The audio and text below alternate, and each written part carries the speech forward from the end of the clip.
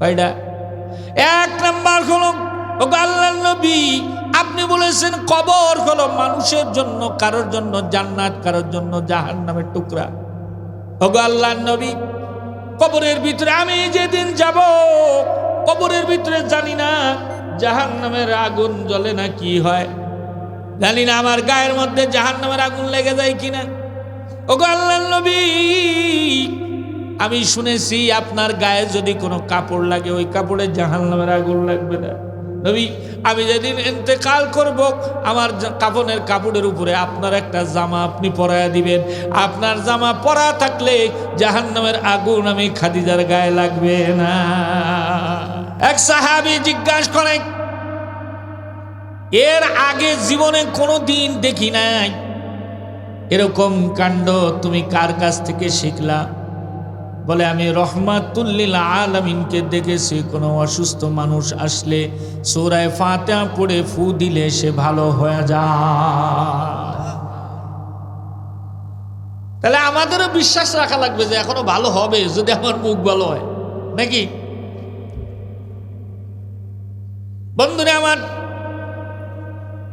21 পারার একদম শুরুতে যে আল্লাহ তাআলা সূরা আনকাবুতের 45 নম্বর আয়াত তেলাওয়াত করেছি, 21 পারার একদম শুরুতে আল্লাহ বলেন, পৃথিবীর মানুষেরা রে, যদি জান্নাতি মানুষ হিসেবে দুনিয়ায় নাম লেখাইতে চাও তাহলে 3টা গুণ অর্জন করো।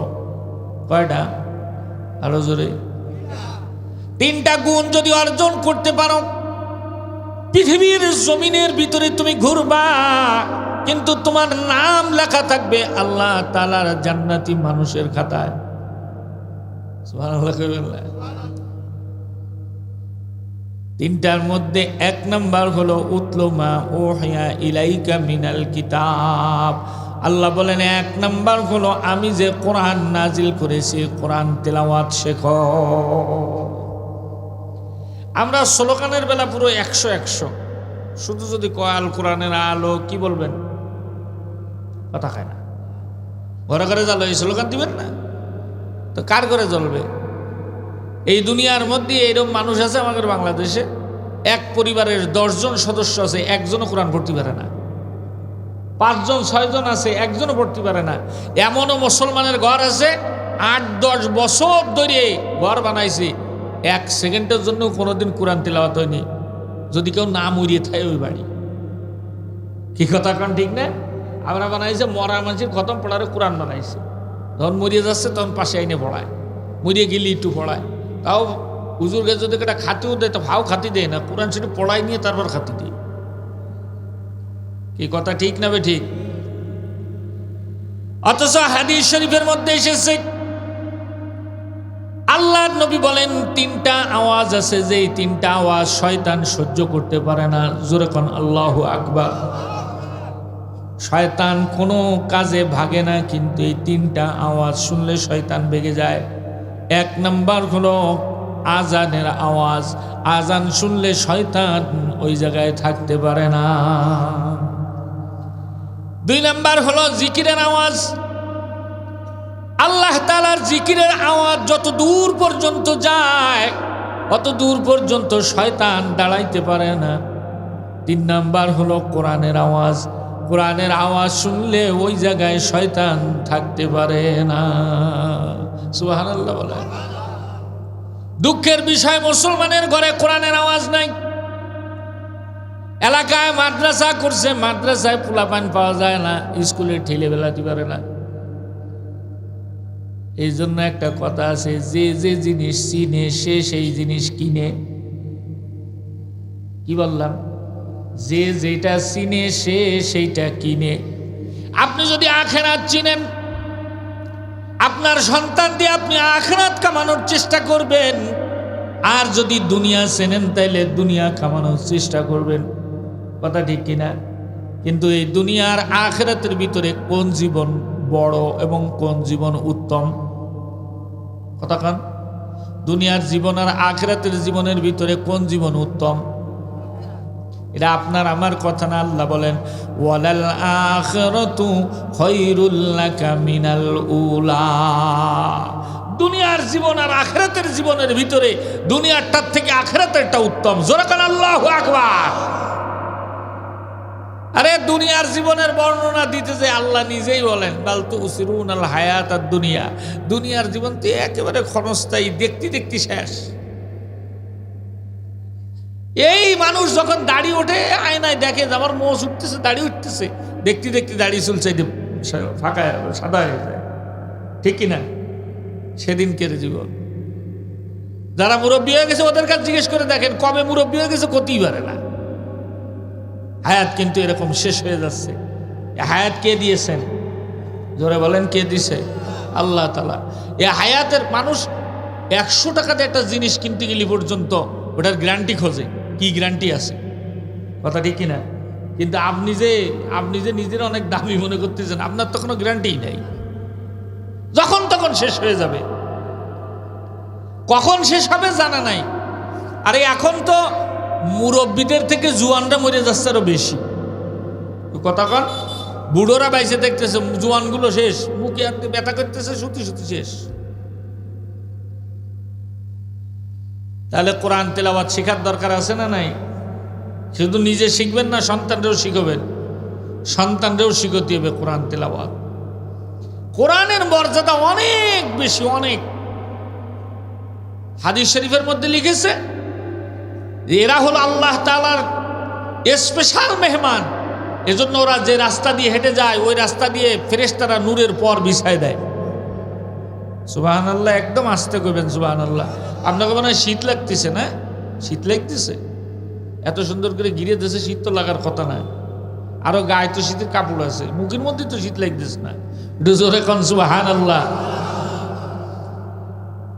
তাহলে ওদের পায়ের নিচে দিয়ে ফেরেশতারা নূরের পর বিছায় দেয়, ওদের দাম কত?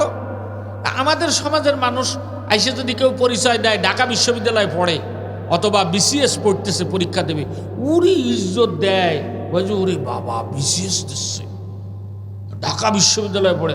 আর যদি মাদ্রাসা পড়ে, মাদ্রাসা পড়ে হুজুর। আল্লাহ নবী বলেন এই পৃথিবীতে যত শিক্ষা আছে সব শিক্ষার ভিতরে সব থেকে দামি শিক্ষা হলো কোরআনের শিক্ষা। আপনি মানলেও ঠিক, না মানলেও ঠিক।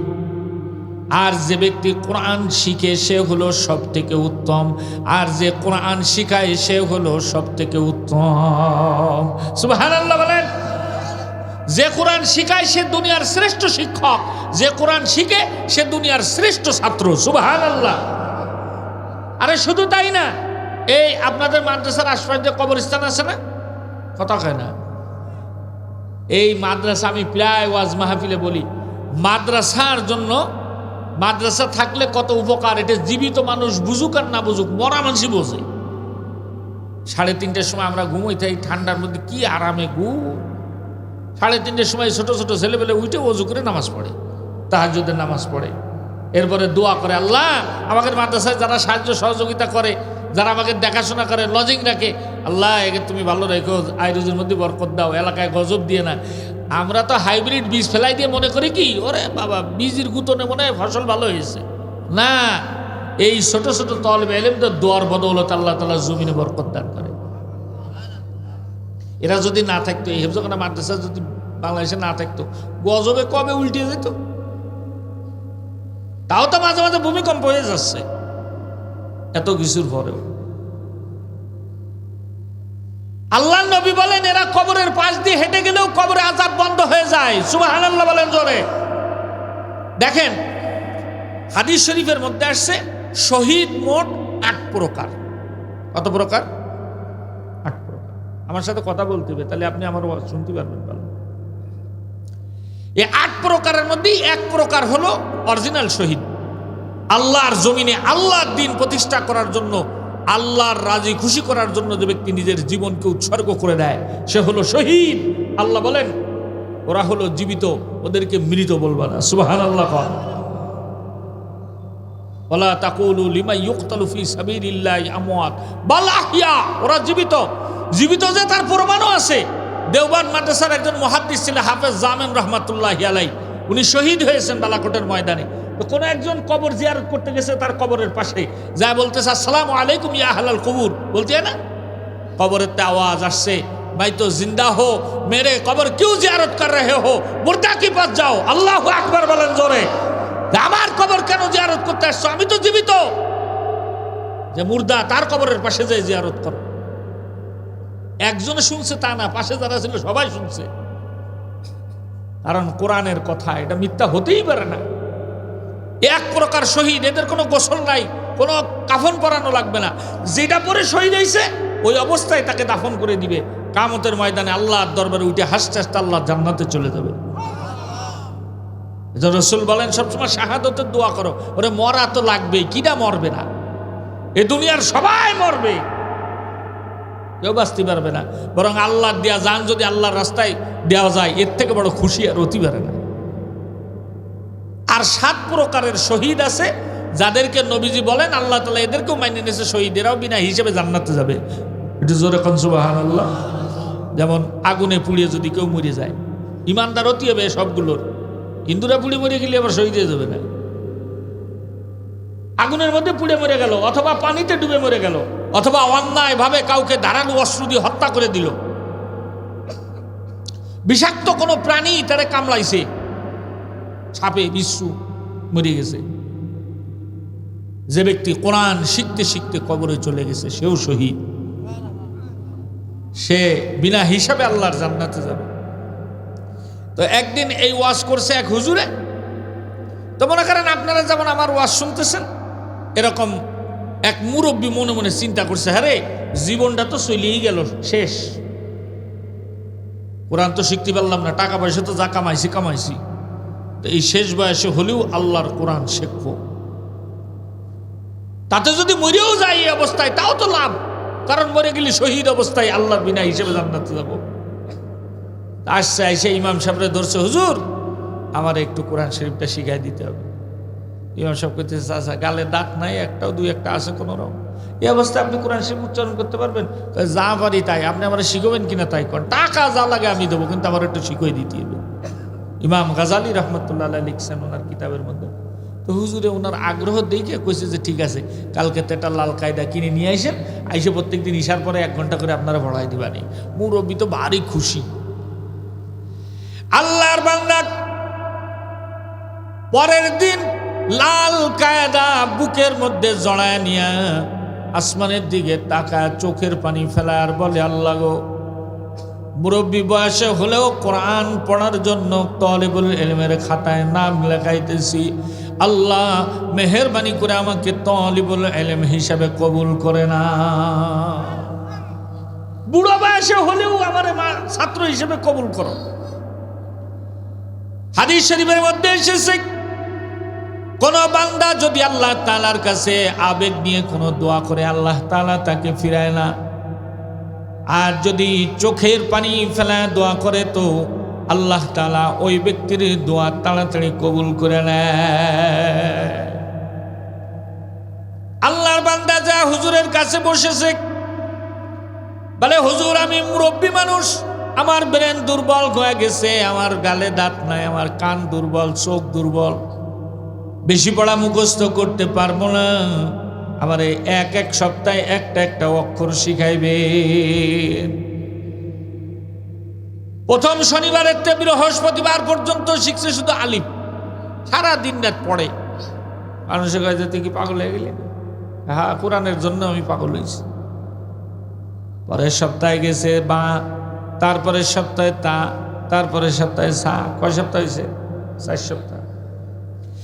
আল্লাহর বান্দা কোরআনুল কারীম শিখে 4র্থ সপ্তাহে যখন বাড়িতে যা হাজির হয়েছে, সন্তানগুলোরে ডাক দিছে, কেউ তা আছে সেদিকে আয়, আমার শরীরটা বেশি ভালো লাগতেছে না, মনে হয় দুনিয়ার হায়াত আমার শেষ, আই রে আমার 2টা-3টা ওসিয়াত আছে, একটু শুনে যা। সন্তানগুলো দৌড়ায় এসে বাবাকে জড়ায় ধরেছে, বলো বাবা কি বলতে চাও? বলে, আমার 1 নম্বর ওসিয়াত হলো, আমি যে হুজুরের কাছে আরবি পড়েছি, ওই হুজুর যেন আমার গোসলটা নিজের হাতে দেয়। 2 নম্বর হলো, ওই হুজুর নিজেই যেন আমার জানাজাটা পড়ায়। 3 নম্বর হলো, কবরে যখন আমার লাশ নামানোর জন্য ইমাম সাহেব আপনজনকে ডাক দিবে, দেয় কি দেয় না? কারণ আমরা ইমামতি করি, কবরের পাশে দাঁড়াইলে কত মানুষ থাকে, ইমাম সাহেব ডাক দেয়, রে মুর্দার এই আপনজন কারা আছেন, আসেন লাশ নামানো লাগবে। কোনদিন চিন্তা করেছেন এত মানুষজন থাকতে আপনজন রে কেন ডাক দিয়া লাশ নামায়? আর ছেলে থাকলে ছেলেরে নামায়, ভাই থাকলে বাইরে নামায়, বাপ থাকলে বাপরে নামায়। কথা কোন ঠিক কিনা? আল্লাহ তাআলা বুঝায়, রে বান্দা দুনিয়ার বুকে যাকে আপন মনে করেছো কেউ আপন না। দেখ তোর আপন জনরাই তোরে কবরে রেখে তোরে একা একা থুই আল্লাহ দিয়া কবর থেকে চলে যায়। হাদিস শরীফের মধ্যে এসেছে, লাশ যখন কবরের ভিতরে রাখে লাশ কান্নাকাটি করতে থাকে আর ডেকে বলতে থাকে, আমাকে একা একা রেখে চলে যাও না, এই অন্ধকার ঘরের ভিতরে আমি কেমনে থাকবো একা, জানালা নাই, দরজা নাই, সাথী নাই, বাতি নাই, বিছানা নাই।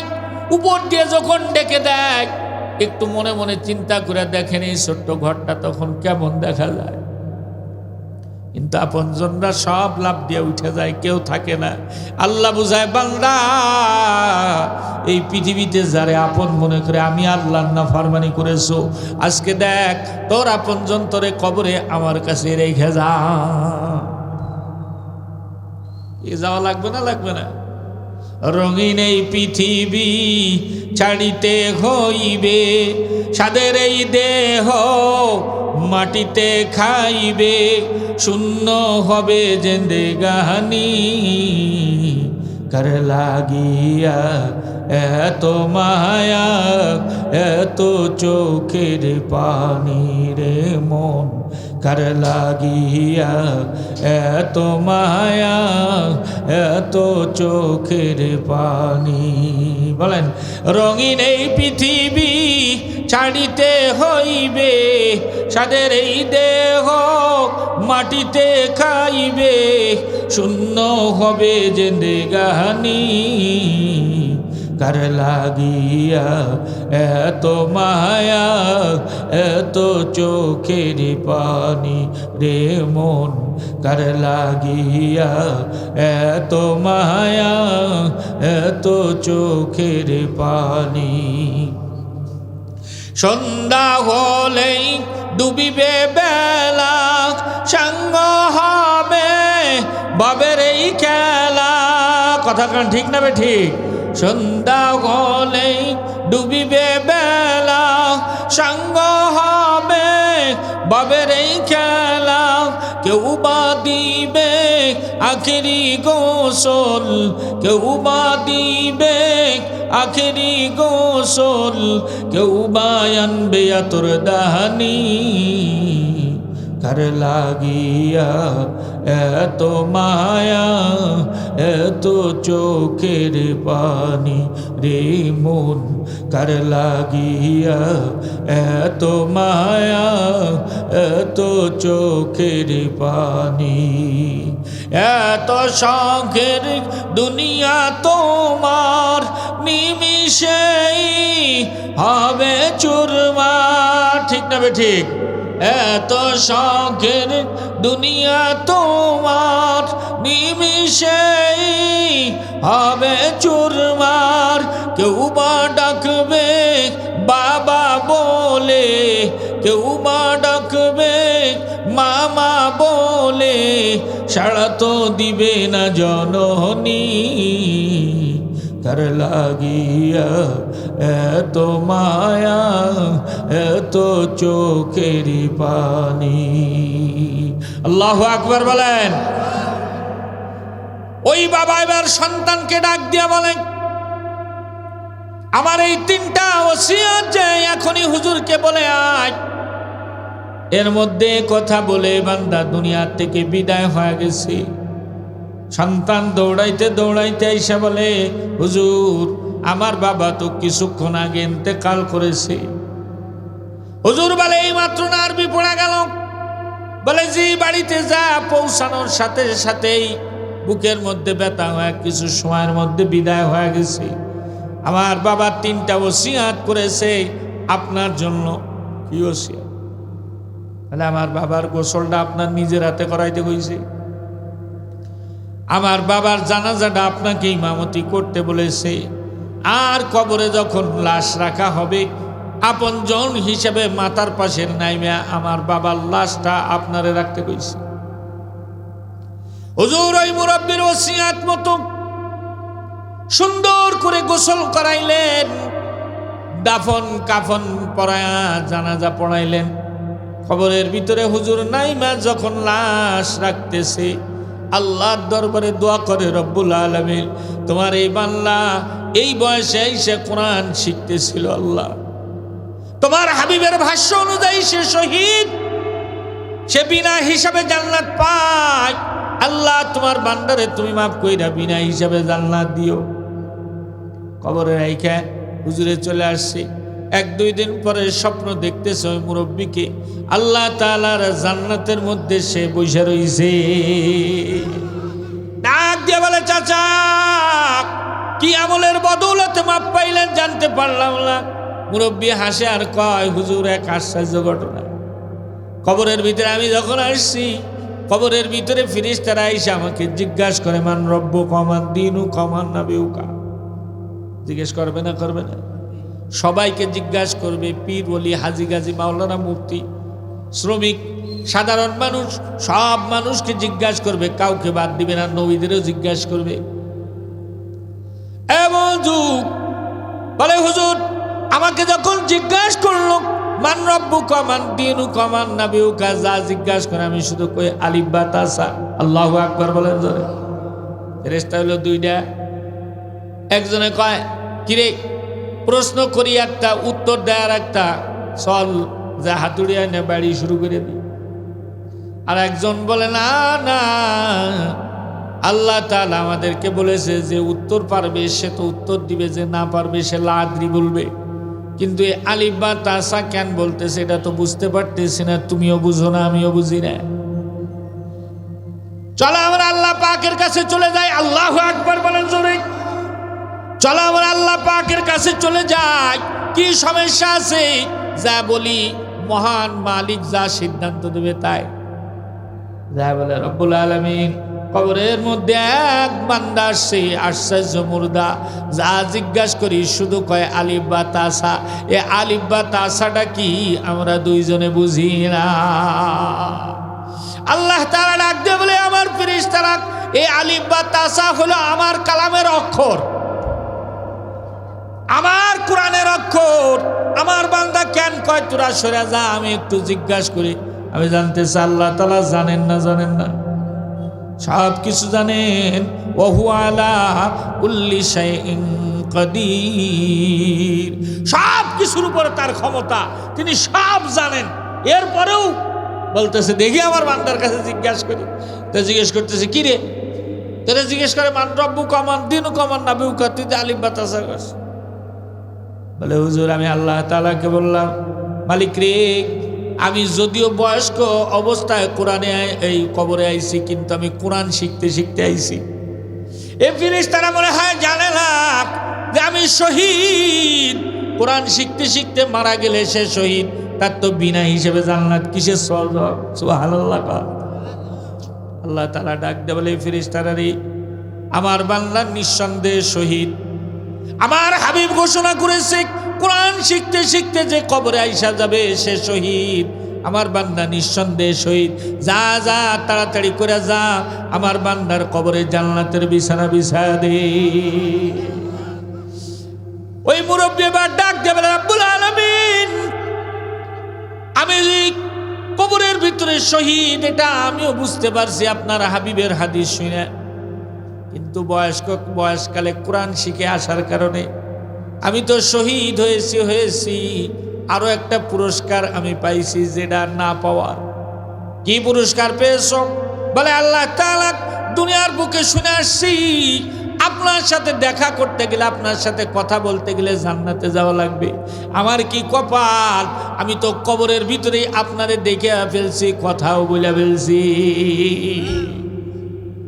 তাহলে কোরআন শিখার দরকার আছে না নাই? নিজেরা শিখবো, সন্তানকেও শিখাবো। সন্তানকে যদি দিন না শিখায় তো সন্তান কি ফরজ ওয়াজিব সুন্নত মুস্তাহাব এগুলো জানতে পারবে? ওই যে আমার হুজুরে সভাপতি সাহেব বলে গেল না, গোসল ফরজ হইছে, ফরজ গোসল কিভাবে করে হইতে পারে না, অথচ 40, 50, 60 বছর বয়স হয়ে গেছে, গোসলের ফরজ বলতে পারে না, অজুর ফরজ বলতে পারে না, নামাজের ফরজগুলো জানে না। তো এই ব্যক্তি, এই যে সন্তান, এ যখন কিয়ামতের ময়দানে হিসাব দিতে উঠবে, সে তো বিনা হিসেবে জান্নাতে চলে যাবে। কি কর, হ্যাঁ, দিন শেখে নাই, বিনা হিসেবে জান্নাতে চলে যাবে, তো ধরা খাবে।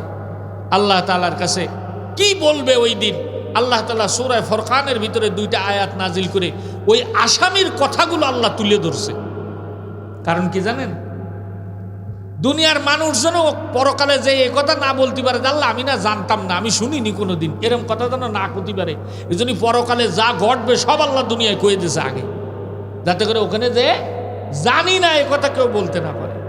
দেখেন, এই সন্তান যখন আল্লাহ পাকের কাছে ধরা খাবে, এই সন্তান তখন বলবে, আল্লাহ আমি যে দিন না শিকার কারণে আমি যে ধরা খাইছি, আমার একটা কথা আছে, আজকে যেহেতু হিসেব কিতাব শেষ, আজকের পরে তোমার সাথে আর দেখা হবে না, হিসেব হবে না, আমার 2টো কথা আছে, এই 2টো কথা আজকে তোমার শোনাই লাগবে। আসামিরা অনেক সময় জজ সাহেবরে ধরে যে আজকে যেহেতু ফাইসালা হয়ে গেল আর বাঁচার কোনো লাইন নেই, তা জজ সাহেব আমারও 2টো কথা আছে, আজকে আপনার শোনা লাগবে, বলে কিনা? এই সন্তান আল্লাহ পাক রব্বুল আলামিনকে বলবে, রব্বুল আলামিন আমার 2টা কথা আজকে আপনার শোনা লাগবে। একটা কথা হলো, বলার আগে বলবে, আমার মা বাপরে একটু সামনে এসে হাজির করেন। মা বাপকে আনা হবে, মা বাবা দেখবে সন্তান জাহান্নামী হয়ে গেছে। সন্তান এবার আল্লাহর সাথে কথা বলবে, বলবে রব্বানা ইন্না আতা'না সাদাতানা ওয়া কুবারানা ফাআদাল্লুনা সাবিলা। সূরা ফুরকানের আয়াত কি বলবে? আল্লাহ তাআলা, রব্বানা, ও আমার মালিক, আমি যখন আমার মা বাবা ছিল, আমার গার্ডিয়ান, আমার অভিভাবক, ঠিক না বেঠিক জোরে কর। সন্তান কোথায় পড়বে এটা ঠিক করে কে? কে ঠিক করে? আল্লাহ তাআলা। আমার মা বাবা ছিল আমার মুরব্বি, যেই সকাল বেলায় আমার কোরআন পড়তে যাওয়ার কথা, হাদিস পড়তে যাওয়ার কথা, আমার দৈরা ইংরেজি বই নিয়ে পাঠাই দিছে, যা স্কুলে যা, যা গান শেখ, যা নাচ শেখ, এই শেখ তাই শেখ। দুনিয়ার লোভে পড়ে আমাকে ইঞ্জিনিয়ার বানাইছে, ডাক্তার বানাইছে, প্রফেসর বানাইছে, ইঞ্জিনিয়ার, তারপরে কি কয় এসপি, ওসি, ডিসি বানাইছে। রাব্বুল আলামিন, আজকে তো আমি ধরা খেয়ে গেছি। আল্লাহ তাআলা এই দোষ আমার না, আমি তাদের বাড়ি থাকতাম, তাদের ইনকাম খাইতাম, তাদের কিনে দেওয়া পোশাক পরতাম। আমার মা বাবার কথার অবাধ্য হইলে আমার বাড়িতে রাখতো না, কথা ঠিক কিনা? আল্লাহ তাআলা, আমি যে অপরাধী, আমি তো না বুঝে অপরাধী, আমার মা বাপেরা বুঝে শুনে অপরাধী। মুফতি উসমান গনি হাবিবি আইসা হাতে ধরে পায়ে ধরে বলে গেছি, সন্তানরে কোরআন শিখাও, দিন শিখাও, পরকালে পুরস্কার পাইবা। সে শোনে নাই, আমাদের দিয়ে দুনিয়া কামানোর জন্য দুনিয়ায় লাগাইছি। ফাআদাল্লুনা সাবিলা, বলবে আল্লাহ ওরা বুঝে শুনে আমারে ভুল পথে পাঠাইছে। কথা কন ঠিক না বেটি? আচ্ছা কন তো, এই যে মা বাপের নামে আল্লাহ পাকের কাছে নালিশ করে দিল, দুনিয়ায় যদি শোনেন যে আপনার সন্তান আপনার নামে কেস করে দিয়েছে বাগারপাড়া থানায়, আপনি কি করবেন? ওই সন্তানের বাড়ি রাখবেন? ওরে দুনিয়ার কেসে তো উকিল ধরা যায়, ঘুষ দিয়ে ছাড়া পাওয়া যায়, জামিন পাওয়া যায়, কত কিছু। কিন্তু আল্লাহর দরবারে কিয়ামতের ময়দানে সন্তান যদি নালিশ দেয়, ওখানে কি উকিল ধরা যাবে, ঘুষ দিয়ে যাবে? বুঝে শুনে সন্তানরে পড়ায়। এই সন্তান এবার বলবে, রব্বুল আলামিন, আমার 2 নাম্বার কথা হলো, যে ব্যক্তি বুঝে অপরাধ করে আর যে ব্যক্তি না বুঝে অপরাধ করে, দুজন কি সমান? কি কন? আল্লাহ বলবে না, বলবে আল্লাহ গো, আমি তো না বুঝে অপরাধী, আমার মা বাপ বুঝে শুনে অপরাধী। রব্বানা আতিহিম যিফাইনি মিনাল আযাবি ওয়ালআনহুম লা'নান কাবীরা। ওই ব্যক্তি বলবে, আল্লাহ রব্বানা আতিহিম যিফাইনি মিনাল আযাব, আমার মা বাপ যেহেতু বুঝে অপরাধী, আমার যেই জাহান্নামে ফেলাবা এর থেকে কঠিন দ্বিগুণ শাস্তি যেই জাহান্নামে, ওই জাহান্নামে আমার মা বাপরে ফেলাবা। নাউজুবিল্লাহ কোন জোরে। এই বলে জাহান্নামের ফেরেশতারা টানতে থাকবে সন্তানরে। তখন আল্লাহ বলেন, ওয়াল আনহুম লা'নান কাবীরা। দুনিয়ার মানুষ যেরকম রাগ হয়ে গেলে বিভিন্ন গালিগালাজ করে, ঝগড়াঝাটি করে, ওই সন্তান তখন মাথাটা ঘুরায় বলবে, আরে আমার মা বাবা, তোমরা যদি কোরআন শিখাইতা, দিন শিখাইতা, আজকে আমিও জান্নাতে যেতাম, তোকেও জান্নাতে নিয়ে যেতাম। দুনিয়ার লোভে পড়ে আমার দিন শিখাও নাই, আজকে আমিও জাহান্নামী হলাম, তোমরাও জাহান্নামী হইলে। নাউজুবিল্লাহ বলেন জোরে। তাহলে কোরআন শিখাবো তো। যে হাদিস পড়ছি, আল্লাহর নবী বলেন কিয়ামতের ময়দানে 5 শ্রেণীর মানুষকে জান্নাত খুঁজে খুঁজে জান্নাতের মধ্যে নেবে। সুবহানাল্লাহ জোরে কান। 1 নাম্বার হলো তালিউল কোরআন, কোরআন যে তিলাওয়াত করে। এই দুনিয়ায় বহু মানুষ আছে যে কোরআনে মহব্বত করে, ভালোবাসে। এমন কোনো দিন নাই কোরআন না পড়লে তার ভালো লাগে না। আবার কেউ আছে পত্রিকা না পড়লে ভালো লাগে না, প্রত্যেকদিন সকালবেলা দেখেন পত্রিকা পড়বেই। কথা কন ঠিক কিনা? কেউ উপন্যাসের পাগল, কেউ বিভিন্ন বইয়ের পাগল, গল্পের বইয়ের পাগল, কেউ কোরআনের পাগল। আল্লাহর নবী বলেন যেদিন তোমাকে কবরে রাখা হবে, যদি কোরআনের সাথে তোমার মহাব্বত থাকে, ভালোবাসা থাকে, তাহলে কোরআন ওই দিন তোমার কবরে মাথার কাছে এসে যাবে। সুবহানাল্লাহ কইলেন না? ইদা উযি আল মাইয়াতু ফি কবরিহি, রাসূল বলেন যখন মায়াত রাখবে, যা আল কোরআন ইনদা রাসিহি, কোরআন তার মাথার কাছে এসে যাবে। জোরে কোন সুবহানাল্লাহ। তো কোরআন যে যদি মহাব্বত করেন, ভালোবাসেন, তাহলে লাভ না লস? কথা কয় না? কোরআনই শাসন ব্যবস্থা কায়েম করার জন্য যদি মেহনত করেন, তাহলে লাভ না লস? লস। সাবধান। আপনি কোরআনের মহাব্বত করেন, মুসলমান হিসাবে আল্লাহর জমিনে আল্লাহর দ্বীন প্রতিষ্ঠা হোক, কোরআনী শাসন ব্যবস্থা কায়েম হোক, এরকম মহাব্বত, এরকম মেহনত, এরকম চেষ্টাও আপনার করা লাগবে। কথা কন ঠিক কিনা? সাবধান। এই যে সামনে সময় আসতেছে, ভালো মানুষের দিকে থাকবেন, যারা কোরআনী শাসন ব্যবস্থা কায়েম করতে যায় তাদের দিকে আপনারা থাকবেন। রাজি তো ইনশাআল্লাহ? আচ্ছা, এইটা একটা গেল। আল্লাহর নবী বলেন এই কোরআনের প্রতি যে ব্যক্তি অর্থ খরচ করবে কোরআন প্রচার করার জন্য, তার মালে কি কমে যাবে না বেড়ে যাবে? না, বুঝে শুনে এখন কমেও যেতে পারে। এই যে আমি তো কম বয়স, আপনারা তারা মুরব্বী আছেন, বলেন এই পৃথিবীতে আজ পর্যন্ত একজন মানুষের নজির দেখাইতে পারবেন যে দিনের পথে টাকা খরচ করে ভোগী রয়ে গেছে? আছে? আছে একজনও নাই। কারণ আল্লাহ বলেন মা ইউকরিদুল্লাহ করদান হাসানান ফায়ুযাইফু লাহু আজরা। যে মানুষ যেরকম ব্যাংকে হয়, মানুষে দাঁড় দেয়, এরকম যে ব্যক্তি আল্লাহর রাস্তায় খরচ করে সে কেমন যেন আল্লাহকে দাঁড় দিল। সুবহানাল্লাহ জোরে কর। আল্লাহ বলেন ওইটাকে আমি দ্বিগুণ, আরো বেশি, যে যত ভাববে তাকে তত বেশি আমি আল্লাহ দান করব। কেউ যদি চিন্তা করে 1 টাকা দিয়ে আমি 1 লক্ষ টাকা চাই আল্লাহ পাকের কাছ থেকে, ওই 1 টাকার বিনিময়ে আল্লাহ 1 লক্ষ দিবে। সুবহানাল্লাহ কইবেন না? দেখেন, এই দ্বীনের জন্য, কোরআনের জন্য সর্বপ্রথম টাকা খরচ করেছে একজন মহিলা। সুবহানাল্লাহ। আল্লাহর নবী কোরআন যতদিন নাজিল হয়েছে, 8টি বাড়ি আইছে, গা মা কাঁপতেছে। এর মধ্যে হযরতে খাদিজা বলতেছে কি ব্যাপার? বলে যে আমার গায়ে খুব জ্বর চলে আসছে, তাড়াতাড়ি আমার কম্বল দাও, শুয়ে পড়ি। শুয়ে পড়ছেন কম্বলের মধ্যে। তা হযরতে খাদিজা মাথা টিপতেছে আর বলতেছে, প্রাণের স্বামী, আমি যতদূর জানি আপনি তো খুব ভালো মানুষ, আপনি কারোর ক্ষতি করেন না, সুতরাং যে অন্যের ক্ষতি করে না তার ক্ষতিও তো হবে না। কি কথা ঠিক? যে অন্যের ক্ষতি করে না তার ক্ষতি হবে না, যে অন্যের ক্ষতি করে ও যত ভালোই হোক ওর ক্ষতি হবেই।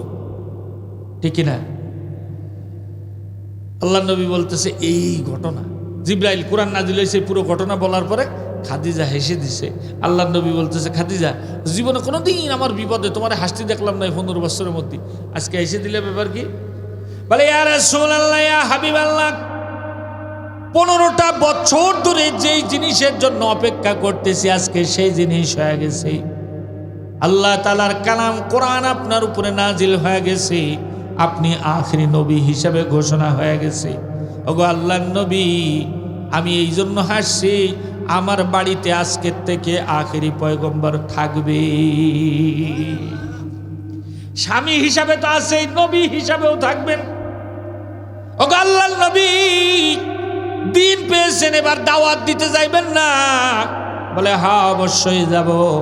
খাদিজা বলে বাইরে গেলে লোকজন জিজ্ঞাসা করবে, মুহাম্মদ দ্বীনের দাওয়াত নিয়ে আমাদের কাছে আইছো, তোমার বাড়ির লোক কি তোমার ধর্ম গ্রহণ করছে কিনা? খাদিজা হাত 2খানা বাড়ায় দেয়, বলে আল্লাহর নবী দেন, আপনার 2খানা হাত দেন, আর আমি খাদিজাকে কালেমা পড়া মুসলমান বানায় দেন। এই পৃথিবীতে আপনার দ্বীনের সর্বপ্রথম অনুসারী আমি হতে চাই। সুবহানাল্লাহ। মানুষ যখন বিপদে থাকে তখন স্ত্রী যদি তার সান্ত্বনা দেয় তো মনটা ঠান্ডা হয়ে যায়। কি কথা ঠিক কিনা? আর যদি বাইরে অশান্তি ঘরে এসে দেয় যে বোর আরো অশান্তি, এমনি মন চায় যে দুনিয়াতে চলে যায়। এই কথা ঠিক কিনা?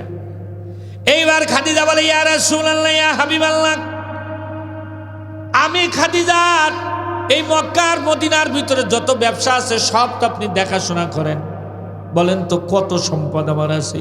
বলে, খাদিজা কত সম্পদ আছে এটা বলতে পারবো না, তবে মক্কার মদিনার ভিতরে 3 নাম্বার সিরিয়াল এখন তুমি। পুরো মক্কা মদিনার ভিতরে 3 নম্বর ধনী হযরত খাদিজা। কারণ বিবাহের পরের থেকে আল্লাহর নবী ম্যানেজার ছিলেন। এই নবুয়ত পাওয়ার আগ পর্যন্ত এই 15 বছর ধরে খাদিজার ব্যবসা বাণিজ্য দেখাশোনা করছে। তাহলে খাদিজা আসছে নবীজি ভালো জানে। এইবার খাদিজা ডাক দিয়া বলতেছি, ইয়া রাসূলুল্লাহ, ইয়া হাবিবাল্লাহ, এই দিন প্রচার করতে গেলে টাকা লাগবে, মসজিদ করা লাগবে, মাদ্রাসা করা লাগবে, মানুষের চা পান খাওয়ায় তারপরে গল্প কওয়া লাগবে, ঠিক না? মানুষ একটু নাস্তা পানি না খায় কি করে দাওয়াত দেয়? এই জন্য তাবলিগের লোক দেখবেন, লোকজন দেখলেই শুধু ডেকে ডেকে এনে খাওয়ায়। কথা ঠিক কিনা?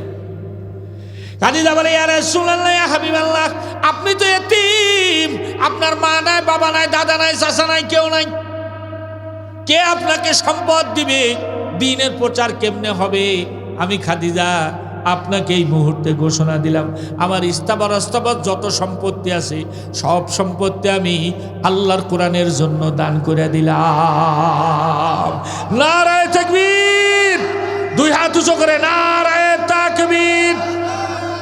আরো জোরে নারায়ে তাকবীর! কোরআন সুন্নাহর আলোক, নারায়ে তাকবীর!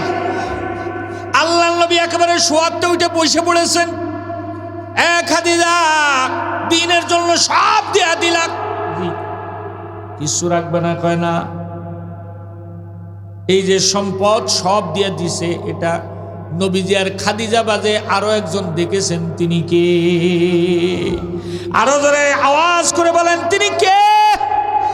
আল্লাহ পাক সাথে সাথে জিব্রাইল পাঠায় দেয়, বলে, জিব্রাইল যা যা, আমার খাদিজা আমার দ্বীনের জন্য এত কোটি কোটি টাকার সম্পদ দিয়ে দিল, যা তাড়াতাড়ি যা আমার খাদিজারে জানা আমি আল্লাহ তাআলা খুশি হইয়া তার জন্য সালাম পাঠাইলাম। নবীজি বলতেছে, খাদিজা আল্লাহ তাআলা তোমার দিকে তাকায় আছে। আল্লাহু আকবার বলেন জোরে। শুধু তাকাই নাই, তোমার এই সম্পদের কারণে আল্লাহ তাআলা তোমার সালাম জানাইছে। খাদিজা তো মহা খুশি। আরে দুনিয়ার সম্পদ তো আজকে আছে কালকে নাই, কথা কান না কেন? স্বাধীনের সময় যারা কোটি কোটি টাকার মালিক ছিল, তার বংশ পরিক্রমায় এখন ছেলেবেলে নুন বেচে খায়। আর যার দাদা ভ্যানে করে নুন বেচে বেড়াইতো, সে এখন বড় বড় বিল্ডিং আঁকাইছে, কোটি কোটি টাকার গাড়িতে চলে, কথা কান ঠিক কিনা? এমনি স্বাভাবিকভাবে হিসাব করলে 3 পুরুষের বেশি সম্পদ কেউ ধরে রাখতে পারে না। 3 পুরুষ জাতি জাতি প্রচুর। দুনিয়ার জীবনে যা কামাইছে কিছু যদি আল্লাহর রাস্তায় খরচ করে, ওটাই তার জীবনে থেকে যায়, কথা কোন ঠিক না বেঠিক? নবীজি বলেন, তোমার যেদিন ইন্তেকাল হয়ে যাবে তোমার আমল বন্ধ হয়ে যাবে। ভাই, আমি একটা জিনিস চিন্তা করে দেখছি খুব, আমরা তো এই যে মাহফিলে এই যে আজকে দোয়া করা লাগবে, দোয়া করলে আমরা কি বলি? বেশিতে বেশি আল্লাহ আমার মা বাপরে মাফ করে দাও, দাদা দাদি নানা নানির মাফ করে দাও। এর উপরে কোনোদিন কতি শুনেছেন যে দাদার বাপরে মাফ করে দাও অথবা নানার বাপরে মাফ করে দাও বলে মোনাজাতে? তাহলে আপনার আমার দোয়া করলে সর্বোচ্চ 2 পুরুষ, এরপরে আর দোয়ার নামও থাকবে না। কোথায় পড়ে থাকবো খবর নাই। এই দুনিয়ার কেউ আর দোয়া না করলেও এমন কিছু কাজ করে যাওয়া চাই যাতে দুনিয়ার কেউ যদি দোয়া না করে আমার সবে একদিনও মাঝ যাবে না, কথা খায় না। এই মাদ্রাসা মসজিদে যদি দান করি, কোনো গরিব এতিম অসহায় মানুষের দান করি, এটা তো সাদকায়ে জারিয়া। এটা আমি কবরে শুয়ে থাকবো, ওই ব্যক্তি যদি কোনোদিন দোয়া নাও করে, ও মাদ্রাসার যদি কোনোদিন দোয়া নাও করে, তাও আমার কবরে সব যাবে, কথা কান ঠিক কিনা? এই যে ছেলেবেলে পড়ে প্রত্যেক দিন পাড়া পড়ি বেলে তার কোটি কোটি নেকি আয়। যারা সহযোগিতা করেছে বিল্ডিং করতে, ওকে খাওয়া দাওয়ার পিছনে, তারা কবরে সব পাচ্ছে না। এখন মনে মনে করছে যে কেন রে 500 টাকা দিলে, মনে 5,000 টাকা দিলে ভালো হইতো। কারণ এই দুনিয়ায় আমি নিজে চোখে দেখছি কোটি কোটি টাকা রেখে গেছে, একটা টাকাও তার আত্মীয় স্বজন ছেলে মেয়ে বউ দিয়ে 1 টাকা দানও করে না, ওর নামও মনে করে না। আমি একদিন বলেই ফেলছি, আমাদের যশোরে আমি একদিন বলেই ফেলছি ওর ওয়ারেসদেরকে, ভাই যে লোকটা এই সম্পদ রেখে গেছে তার নামে একটু দোয়া করেন, কিছু দিয়েন।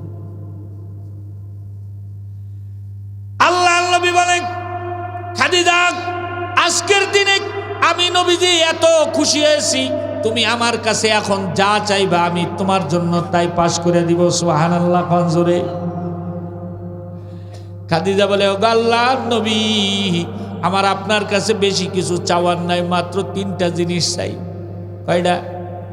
1 নাম্বার হলো, ও আল্লাহর নবী, আপনি বলেছেন কবর হলো মানুষের জন্য, কারোর জন্য জান্নাত, কারোর জন্য জাহান্নামের টুকরা। ও আল্লাহর নবী, কবরের ভিতরে আমি যেদিন যাব, কবরের ভিতরে জানি না জাহান্নামের আগুন জ্বলে না কি হয়, জানি না আমার গায়ের মধ্যে জাহান্নামের আগুন লেগে যায় কিনা। ও আল্লাহর নবী, আমি শুনেছি আপনার গায়ে যদি কোনো কাপড় লাগে ওই কাপড়ে জাহান্নামের আগুন লাগবে না। নবী, আমি যেদিন ইন্তেকাল করব, আমার কাফনের কাপড়ের উপরে আপনার একটা জামা আপনি পরায়া দিবেন, আপনার জামা পরা থাকলে জাহান্নামের আগুন আমি খাদিজার গায়ে লাগবে না। আমরা সামান্য একটু আমল করে খুশি হয়ে যাই, আর খাদিজার মতো মানুষ জান্নাতে যাওয়া তো নিশ্চিতই। এমন মানুষও জাহান্নামের ভয়ে কান্দে, এমন মানুষও জাহান্নামের ভয়ে নবীর জামা গায়ে দিতে চায়। খাদিজা বলে, ইয়া রাসূলুল্লাহ, হাবিবাল্লাহ, 2 নাম্বার হলো মানুষ তার আপনজনকে কবরের ভিতরে রাখে। ও আল্লাহর নবী, আমার তো এই দুনিয়ায় আপনজন বলতে কেউ নাই, আমার মা নাই, বাপ নাই, ভাই বোন কেউ নাই। ও আল্লাহর নবী, আমার যেদিন ইন্তেকাল হয়ে যাবে, আমি চাই আমার কবরের ভিতরে আপনি নিজে নেমে আমার লাশটা কবরে নামাইবেন। আল্লাহ নবী কয়, যাও, দুটোই পাস। সুবহানাল্লাহ। 3 নাম্বার বলে, আল্লাহর নবী, কবরের ভিতরে ফেরেশতারা এসে যখন জিজ্ঞাসা করবে, মান রব্বুকা মান দীনুকা মান নাবিয়ুকা, কি উত্তর দেব আমার জানা নাই। কি উত্তর আমি দিব হয়তো ঘাবড়ায় যাব, এই জন্য কবরের উপরে আপনি বসে থাকবেন। ফেরেশতারা যখন জিজ্ঞাসা করবে, আপনি আপনার পক্ষ, আমার পক্ষ থেকে আপনি জবাব দিয়ে দিবেন। সুবহানাল্লাহ। আল্লাহ নবী কয়, যাও, এটাও পাস, তোমার কবরের সওয়ালের জবাব আমি উপরেতে দিয়ে দিব। এর মধ্যে জিবরাইল বলে, ইয়া রাসূলুল্লাহ, ইয়া হাবিবাল্লাহ, আল্লাহ তাআলার কাছে খাদিজা আজকে যা চাইবে আল্লাহ তাআলাও তাই দিবে। আল্লাহু আকবার বলেন। এমন ভাবে দান করেছে, আল্লাহ আল্লাহর নবী খুশি হয়ে গেছে। নবী তো নবীটা পাশ করা দিছে, আল্লাহ তাআলা বলতেছে, হাবিব, আপনি খাদিজাকে বলেন আমি আল্লাহর কাছে যা চাবে আজকে তাই পাবে। আমরা হলে তো কি চাইতাম কোনো তাল ঠিক নেই। আল্লাহ তাআলা হাবিব যখন এই কথা বলেছে, খাদিজা বলে, ওগো আল্লাহর নবী, আমি জানি না কি চাইলে আমার জন্য উপকার হবে, আপনি আমার পক্ষ থেকে দোয়াটা করে দেন। আল্লাহর নবী দোয়া করলেন, আল্লাহ খাদিজার জান্নাতের মধ্যে এমন একটা ঘর দিবা যে ঘর দেখলে মানুষ আশ্চর্য হয়ে যাবে। নবীজি মেরাজের রাত্রে যায় দেখছেন, দেখেন যে জান্নাতে ঢুকবেন, বুখারী শরীফের সরা ফতুল বারির মধ্যে লিখছে, কেবল ডান পা দিছে, দেখেন যে জান্নাতের একদম পাশে একটা বাঁশের বেড়ার ঘর দেখা যায়। কিসের বেড়ার ঘর? জান্নাতের সবগুলো ঘর তো একটা ইট স্বর্ণের, একটা ইট রূপার, কিন্তু ওইটা হলো বাঁশের বেড়া। তো আল্লাহ নবী আইসিতে বলছে, জিবরাইল, এই বাঁশের বেড়ার ঘর কেন জান্নাতের মধ্যে? ইট টান পড়ে গেছে। বলে, রাসূলুল্লাহ, ঘরের কাছে যায় দেখেন এই ঘরটা মালিক কিনা। যা দেখতেছে লেখা আছে, এই ঘরের মালিক হলো খাদিজা। সুবহানাল্লাহ কইলেন। কোন রাত্রে পাইছে? ওই কোরআন যেদিন নাজিল হইছে ওই দিনকে, আল্লাহ নবীর দুয়ার বদৌলতে। তো আল্লাহ নবী বলতেছে, খাদিজার ঘর যেহেতু, তাহলে আমার একটু দেখা লাগে। তো জিবরাইল কাছে, ঘরের মালিক আমি না, আমি ঢুকার অনুমতি দিতে পারবো না। আল্লাহ তাআলা একদম বলে, হাবিব, ওই ঘরে ঢুকার জন্য আপনার অনুমতি লাগবে না, ঘরের কাছে যায় দাঁড়ান, দরজা খুলে যাবে। ঘরের কাছে যায় দাঁড়াইছে, দরজা খুলে গেলে নবী আমার ভিতরে গেছেন। পুরা জান্নাত ঘুরে এসে দুনিয়ায় এসে বলতেছে, পুরা জান্নাত যদি এক পাশে রাখা আর খাদিজার ওই ঘর যদি এক পাশে রাখা হয়, তাহলে ওই পুরা জান্নাতের তুলনায় খাদিজার ঘরটাই সুন্দর হবে। কারণ ওই ঘরে লেখা আছে, ওই ঘরের ইঞ্জিনিয়ার হলো স্বয়ং আল্লাহ। সুবহানাল্লাহ। বন্ধুরা আমার, তাফসীরের কিতাবের মধ্যে লিখেছে, হযরতে খাদিজার যেদিন ইন্তেকাল হয়ে গেছে, আল্লাহর নবী খাটিয়া ধরে একবারে হাউমাউ করে কেঁদেছেন। এমন ভাবে কাঁদছেন, দুনিয়ার বুকে আল্লাহর নবী এমন কোনোদিন কাঁদেন নাই। খাদিজার খাট ধরে কেঁদেছেন আর বলেছেন, খাদিজা, আমি যখন নবুয়তের কাজে বাইরে যাইতাম তুমি দরজার কাছে দাঁড়ায় থাকতে, আমি যখন ফিরে আসতাম তুমি আমারে কত সান্ত্বনা দিতা, কত ভালো ভালো কথা বলতা, খেদমত করতা। ও খাদিজা, দুনিয়ার থেকে তুমি চলে গেছো, এখন কে আমাকে সান্ত্বনা দিবে? কে আমি নবীর খেদমত করবে? কে আমাকে বুঝাবে? কে আমাকে সান্ত্বনার কথাগুলো শোনাবে? এই কথা বলে বলে কাঁদছেন। খাদিজার গোসল হয়ে গেছে, নবী আমার নিজের একখানা জামা খুলে খাদিজার গায়ে পরায়া দিলে। সব সাহাবীরা কাঁদে, মহিলা সাহাবীরা পর্যন্ত কাঁদতেছে আর বলতেছে, খাদিজা, কি কপাল তোমার, কি ভাগ্য তোমার, আল্লাহর নবীর জামা গায়ে দিয়া কবরে যাও। এই দুনিয়ায় কয়জন মানুষের এমন ভাগ্য হয় নবীজির জামা গায়ে দিয়া কবরে যাওয়া? আল্লাহর নবী নিজে খাটিয়া বহন করে নিয়ে গেলেন। কবরের পাশে যখন রাখা হলো, আল্লাহর নবী নিজে কবরের ভিতরে মাথার পাশে নামলেন। তাফসীরে লিখেছে, নবী আমার নিজের হাতে খাদিজার লাশটা কবরে রাখছে। মাথাটা কেবলার দিকে ঘুরা দেন, নবীর মন ভেঙে যাইতেছে, আরে খাদিজারে রেখে যাব। এই পৃথিবীর যত মানুষ কবরে শুবে, ইমানদারদের মাথা কেবলার দিকে রাখা হয় কেন জানেন? সারা জিন্দেগি বার কেবলার দিকে নামাজ পড়েছে, মরে যাওয়ার পরে মানুষের আর কোনো শরীয়ত নাই, কোনো নামাজ নাই, কোনো রোজা নাই, পর্দা নাই, কিন্তু মাথাটা কেবলার দিকে রেখে দেখায়, আল্লাহ কিয়ামত পর্যন্ত তোমার কেবলার দিকে আমি ফিরে তাকায় থাকলাম। নামাজ পড়ছি ওই দিক ফিরে, ওই দিকেই তাকায় থাকলাম। বন্ধুরা আমার, আল্লাহর নবী যখন মাথাটা কেবলার দিকে ঘুরা দিয়া হাতটা ছেড়ে দিয়েছে, সোজা হয়ে দাঁড়ানোর সাথে দেখে খাদিজার মাথাটা কেবলার দিকে নাই, খাদিজার মাথা সোজা হয়ে গেছে। আল্লাহ নবী মনে করলেন মনে হয় জায়গার কোনো সমস্যা, মাথাটা ধরে আবার কেবলামুখী করে দিয়ে উঠে দাঁড়াইছে, দেখে মাথা সোজা হয়ে যায়, কেবলার দিকে তাকে না। নবী আমার জ্ঞানের সাগর, এবার আর বুঝতে কষ্ট হলো না, নিশ্চয় কোনো কাহিনী আছে, কোনো ঘটনা আছে।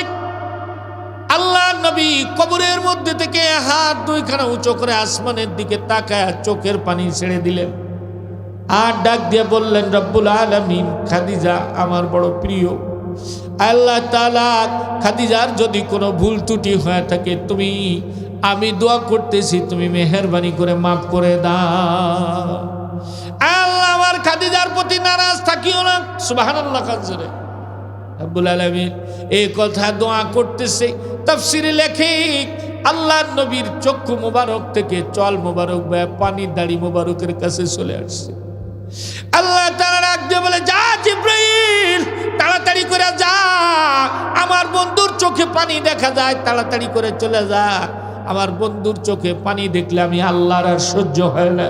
আমার বন্ধুর এক ফোঁটা চোখের পানি যদি মদিনার মাটিতে পড়ে যায়, মদিনার সব কবরের আগুন নিভে যাবে। যা তাড়াতাড়ি করে যা, আমার বন্ধুরে বলে দে। আমার বন্ধু নিজের হাতে খাদিজার মাথা কেবলার দিকে ঘুরায় দেয়, আমি আল্লাহ নিজে কুদরতি হাতে খাদিজার মাথা সোজা করে দে। নারায়ে তাকবীর।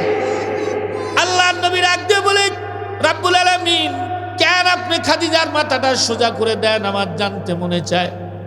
আল্লাহ তাআলা ডাক দিয়া বলে, বন্ধু, মনে আছে যেদিন কোরআন নাজিল হয়েছিল, খাদিজা কত সম্পদ দিয়েছিল কোরআনের জন্য? আমি আল্লাহ বলেছিলাম যে আমি খুশি হয়েছি খাদিজার উপরে। জি, এতটাই খুশি হয়েছি, পৃথিবীর সব মানুষ থাকবে কেবলার দিকে ফিরে, কেবলার দিকে তাকা। আর আমি সিদ্ধান্ত নিয়েছি, আমার খাদিজা থাকবে আমি আল্লাহর আরশ আজিমের দিকে তাকায়া।